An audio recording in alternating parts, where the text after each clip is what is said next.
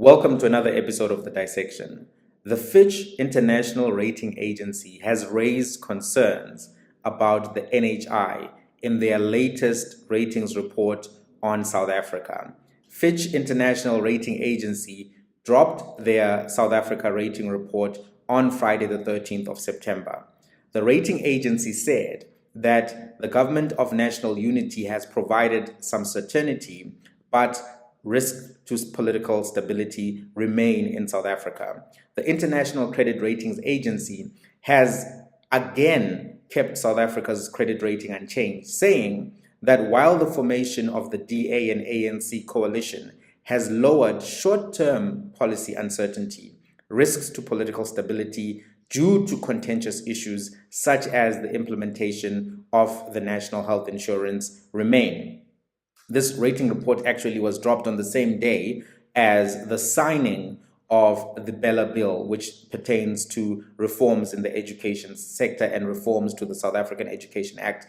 So if you think about their comment, it may also pertain to these reforms as well in education, in that there are contentious issues on the horizon.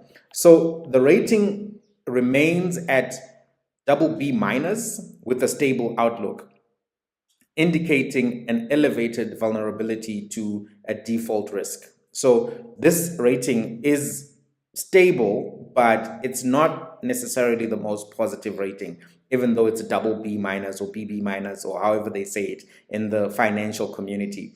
Right, so let me give some context on Fitch Ratings. So Fitch Ratings is a prominent credit rating agency that assesses the creditworthiness of various entities, including governments, corporations, and financial institutions. It was established in 1914, and it is one of the big three credit rating agencies alongside Moody's and Standard & Poor's. The Fitch rating system is crucial for investors and stakeholders as it provides a standardized measure of risk associated with lending and investment decisions.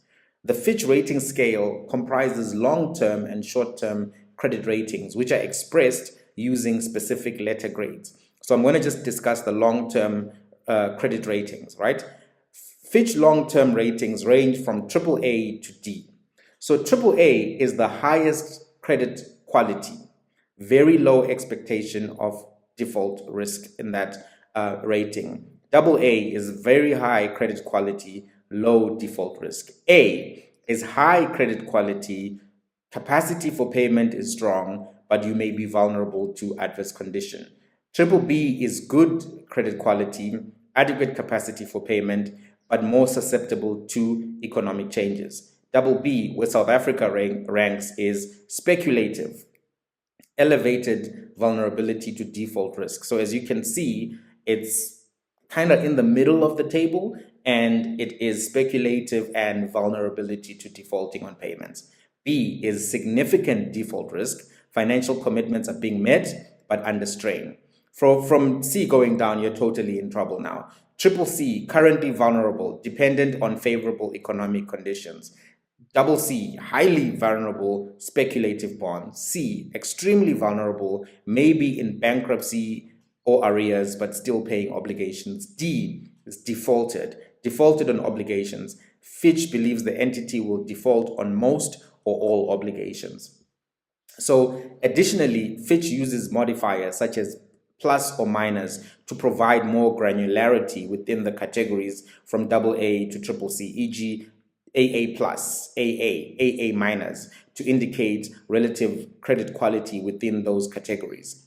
The importance of Fitch Ratings. Fitch Ratings plays a vital role in financial markets by influencing the perception of credit risk. Ratings affect borrowing costs for issuers and provide investors with insights into the risks associated with various investment opportunities.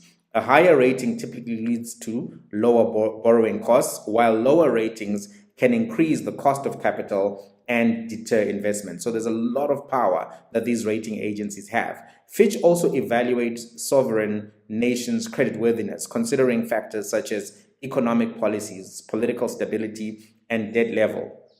This assessment is crucial for investors looking to understand a country's financial health and its ability to meet obligations. Basically, you need to appreciate that, investors don't have a lot of time to study every country in detail. They also don't have a lot of interest sometimes in studying every country. They don't have that kind of time. They are interested in managing their financial decisions, and the world is big, the world is complex. So what they do is they rely on these rating agencies, and they trust these rating agencies to give them this information, and then on the basis of that information they then make decisions. And there's a lot of power that these rating agencies have, and they've been criticized sometimes for how they use that power. They're very skeptical of African nations, but sometimes they're very lenient on European nations. For example, they didn't even reduce significantly or at all the ratings of America at the point at which the market was crashing in 2008. Lots of criticisms around these rating agencies. Also, their assessment of policy sometimes has an ideological bearing. They prefer neoliberal market policies as opposed to any other types of market policies. And neoliberal economic policies are not necessarily always the best for growth, and they're not always inclusive. You can have a highly extractive and unequal economy that is rated well by those rating agencies because they just want to tell lenders and investors that, hey, you'll get your money back or you'll make money in this country. So those are some of the criticisms. So let's get back to the report. In its ratings report released on Friday, Fitch projected that the South African local economy would grow at 0.9% in 2024, 1.5% in 2025, and 1.3% in 2026. What they said is that growth is hampered by a struggling logistics sector, deeply entrenched structural factors, particularly high levels of inequality, poverty, and unemployment, and also weak investment. We expect the weakness to persist despite robust demographics. The agency noted that electricity shortages, which hampered growth in 2022 and 2023, were expected to ease, but sporadic incidents of load shedding could still occur. Fitch expects the DA and ANC coalition to continue implementing reforms under Operation Vulindlela, which was launched in 2020. The program aims to modernize network industries, including electricity, water, and transport. And by the way, when they say this, they mean privatize. They mean privatize. Then they continue. This will contribute to a modestly increasing real GDP growth. However, we do not think that the reforms will significantly raise South Africa's low growth potential, which we estimate at 1%.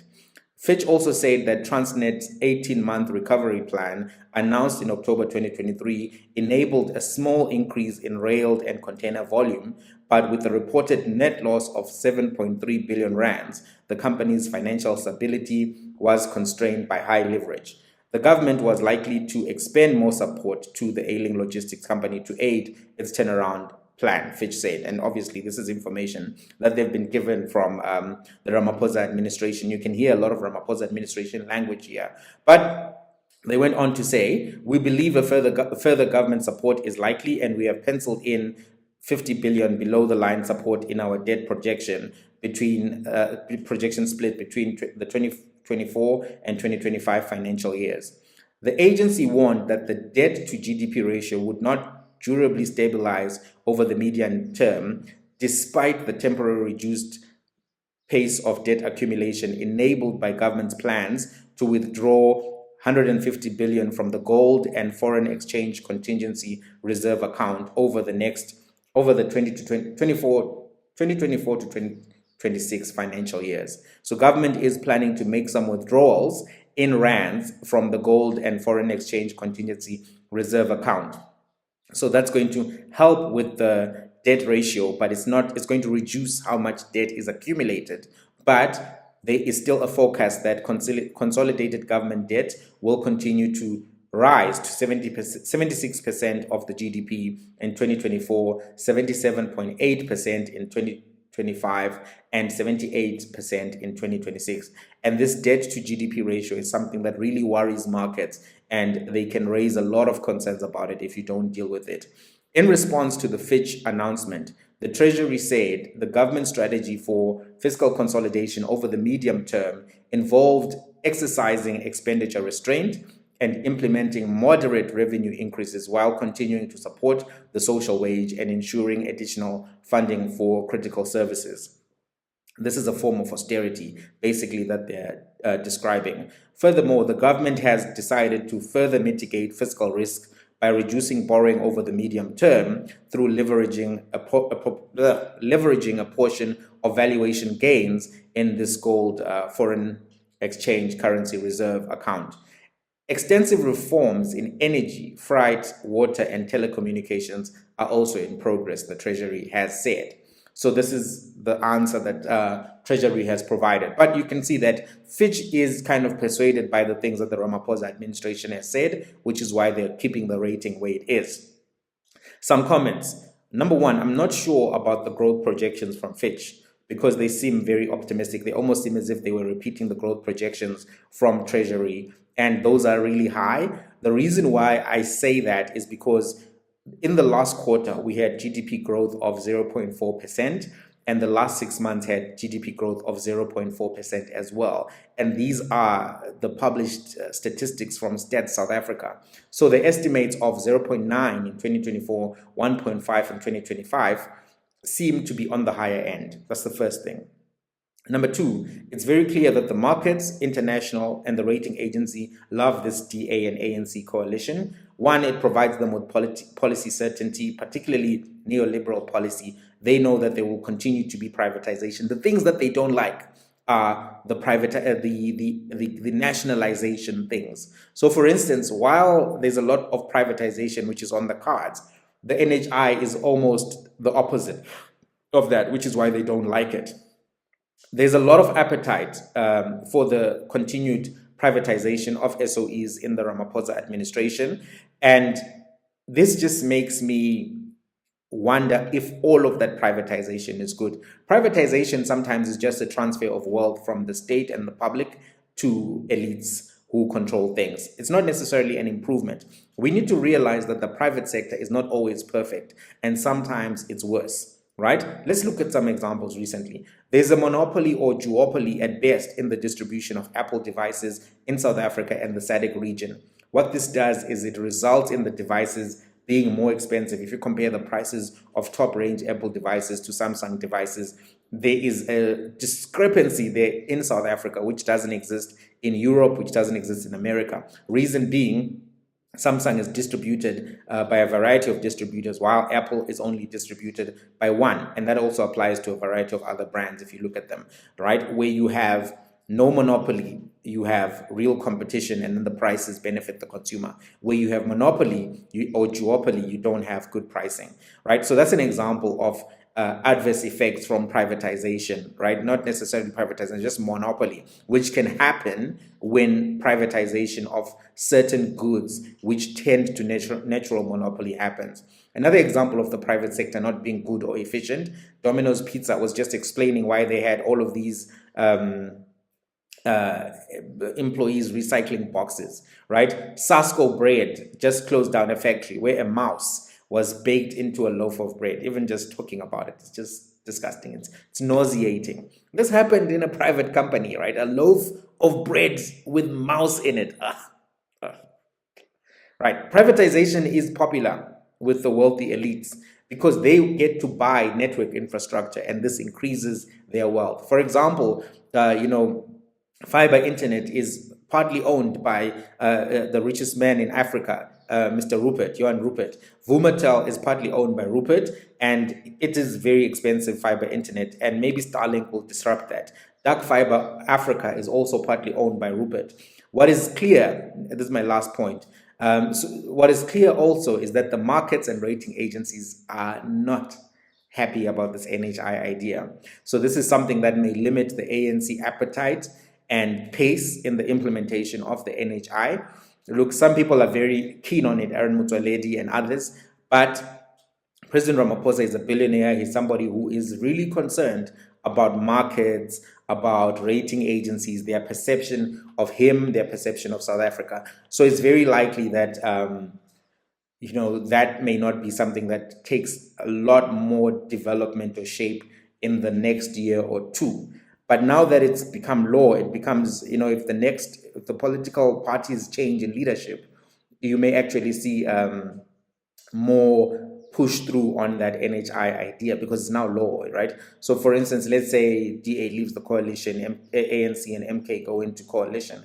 The NHI may move faster if President Ramaphosa loses power. I mean, he's in his second term, but also ANC is going to conference. So, the rating agencies and the role that they play could actually begin to be something that is bigger. And we saw that they played a big role when Zuma was the president. They were very frequently, commenting and changing the rating, and that had impact on the value of the rand and variety of things. And this is one of the criticisms as well of rating agencies, is that, they can actually abuse power and effect political changes in the interests of investors, foreign investors, and not necessarily the public. Anyway, that's what's happened. That's the rating report from Fitch. They have maintained the outlook for South Africa at BB minus. What do you think about this development? What do you think about rating agencies? Let's have a conversation. Till the next one.